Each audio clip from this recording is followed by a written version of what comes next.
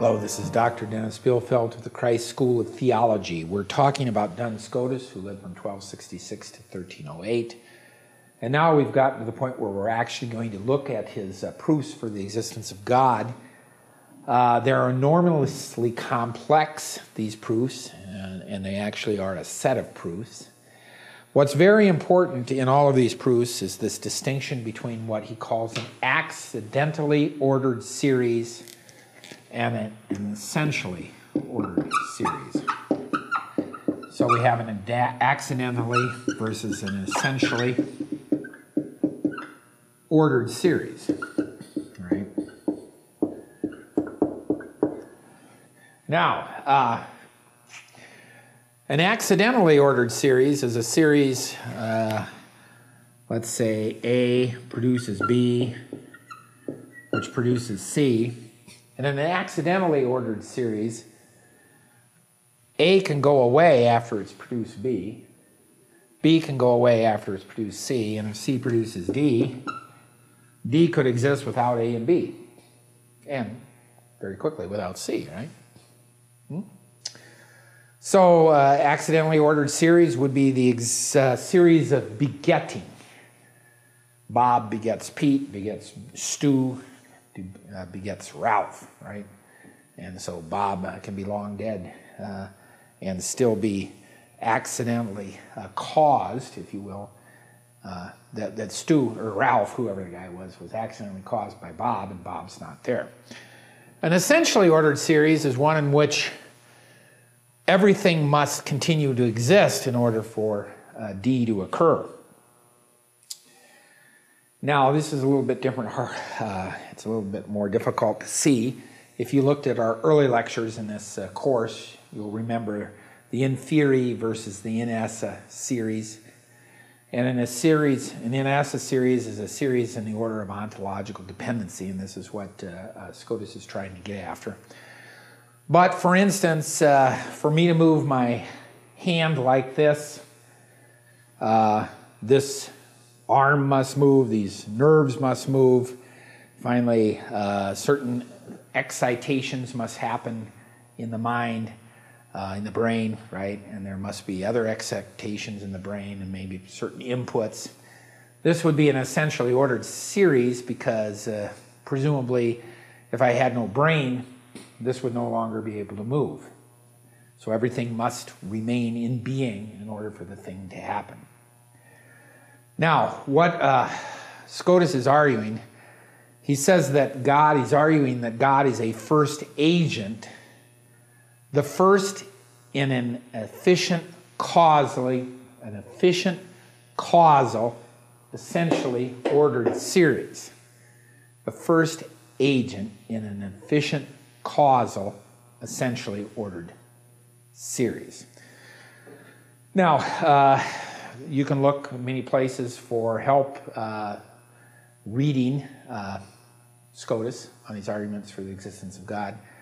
Thomas Williams's reading in the Stanford Encyclopedia of Philosophy, I think, is particularly good because it shows how complex this whole situation is. The argument for the existence of God goes like this. No effect can produce itself. Seem plausible? No. No effect can be produced by nothing at all. That seems plausible. A circle of causes is impossible. That would be this produces that, this produces that, this produces that, this produces that, this produces that, this produces that, this produces that, and that produces the first thing that produced that. Therefore, an effect must be produced by something else. Okay. But there is no infinite regress in an essentially ordered series of causes. Now, at this point, somebody out there is going to say, oh, give me a break. There's got to be an efficient or an infinite regress in an essentially ordered series of causes. Remember, it's turtles all the way down, right? Well, okay. Now, here's his argument that there is no infinite regress in an essentially ordered series of causes.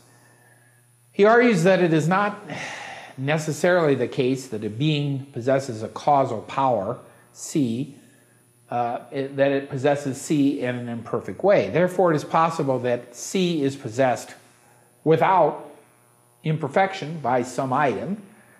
And if it is not possible for any item to possess C without dependence on some prior item, then it is not possible that there is any item that possesses C without imperfection, since, of course, dependence is a kind of imperfection. Therefore, it is possible that some item possesses C without dependence on some prior item. This follows by Morris-Tollens. Any item possessing C without dependence on some prior item is a first agent, an agent that is not subsequent to any prior causes in an essentially ordered series. Therefore, it is possible that something is a first agent. There you go, it's possible that something is a first agent. If it is possible that something is a first agent, then something is a first agent. For by definition, if there was no first agent, there would be no cause that could bring it about. So it would not, in fact, be possible for there to be a first agent, unless, this is a great argument. It would not be possible for there to be a first agent. Thus, if you say that a first agent is possible but not actual, then it wouldn't have been possible for it to be a first agent.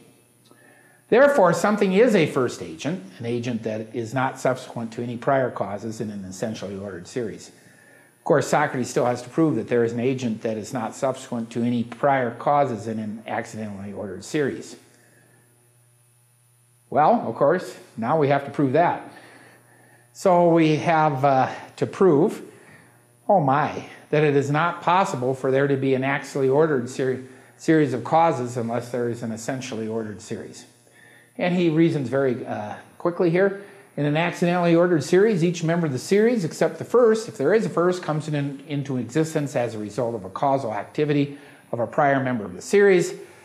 That causal activity is exercised in virtue of a certain form. Therefore, every member of the series depends on that form for its causal activity. This form is not itself a member of the series. Therefore, the accidentally ordered series is essentially dependent upon a higher order cause. Therefore, there is a first agent.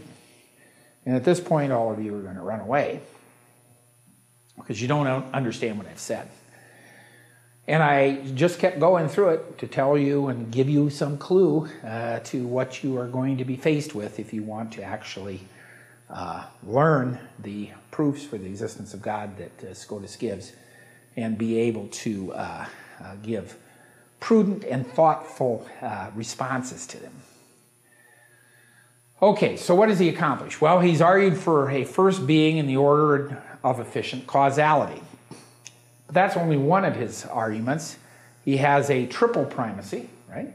So he also has to argue for a first being in the order of final causality. And then he argues for a being that is maximally excellent. He argues that these primacies, the first being in the order of final causality, the first being in the order of efficient causality, and the being that is maximally excellent, that these are coextensive, and that the one to which these refer has both intellect and will, that the one to which these refer that has intellect and will is infinite, and that there is only one of them. So he has to prove that there's only one. Oh my, you're saying. This is a lot of work. Okay, we're going to come back. We'll break this up just a little bit to make this a little less obscure. This is Dr. Dennis Bielfeldt of the Christ School of Theology. I'll be right back.